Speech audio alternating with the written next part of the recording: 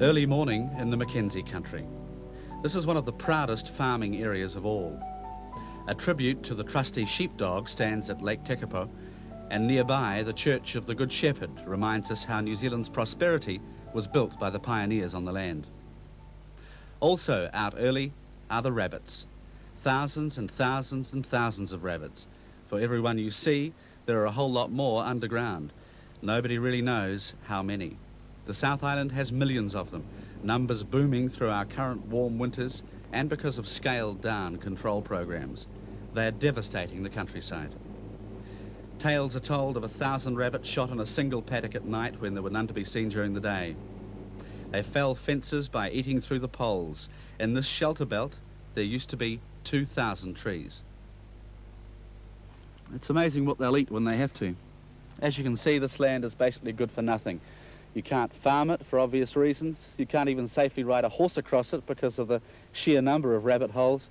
In fact, you even have to watch where you walk. And if you're a farmer, all you can do is gaze in complete and utter frustration at a desert created by rabbits. Pylons marching across arid farmland carrying power from Ben More to the North Island. Electricity is all this land will support. The furry grey swarms haven't yet ravaged the lowlands, but they're showing signs of spreading. The Mackenzie Basin is a good example of how much damage they can do. Couldn't be any more serious.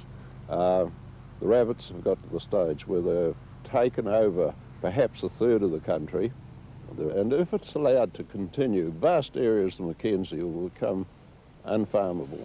This year's airdrops of nearly 2,000 tonnes of poisoned carrots in the Mackenzie seem to be doing their job in certain areas. In others, rabbits have become bait shy. The problem's too big to shoot away, and the farmers want the introduction of the banned deadly rabbit killer, myxomatosis. It just surprises me that it hasn't been done already, and if it has been done, it won't be announced, that'll be sure. It'll be discovered. In fact, myxomatosis has been smuggled into New Zealand, but the stocks were destroyed because the farmers didn't want to break the law yet. Either that or the fleas died. And it's a dreadful death for an animal, long and agonising. When it was introduced to Britain, clergy spoke against it from their pulpits as foreign to human decency and a power for evil. Still, you don't have to go far from the main road to see the damage to land that'll take years to recover, even if the control programs work. Before then, farmers may go to the wall.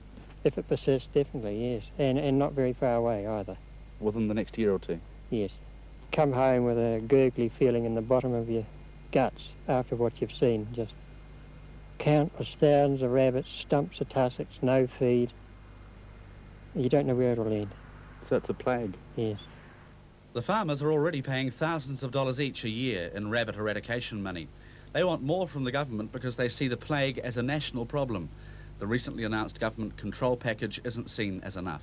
Helen Clark and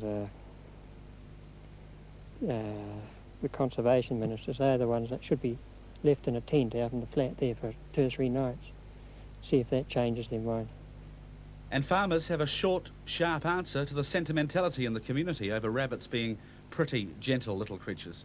They're a vermin. They've got habits which are absolutely indescribable, and they're probably, their personal habits are worse than rats. I won't go into details, but no. they have got absolutely disgusting habits. They're vermin. They're nothing else but. So much for bright eyes. One possible solution is a new killer virus which wiped out 30 million rabbits in Italy. It's called VHD, and it has the scientists excited, but they're cautious about bringing it here yet. There needs to be a lot more work done. It looks promising.